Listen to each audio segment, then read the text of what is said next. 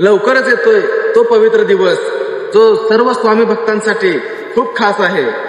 ज्या दिवशी श्री स्वामी समर्थ महाराज अक्कलकोट नगरीत भक्तांच्या उद्धारासाठी प्रकट झाले, तो पवित्र दिवस जवळ आलाय. स्वामींनी लाखो भक्तांना आधार, विश्वास आणि शक्ती दिली. म्हणून आज पण लाखो भक्तांच्या ओठांवर स्वामींचा एकच मंत्र असतो की भिवू नकोस, मी तुझ्या पाठीशी आहे. तरी या प्रकट दिनानिमित्त सर्व स्वामी भक्तांनी श्री स्वामी समर्थ महाराजांना एकच प्रार्थना करू की स्वामी, तुमची कृपा सर्व भक्तांवर कायम अशीच राहू दे. बोला श्री स्वामी समर्थ.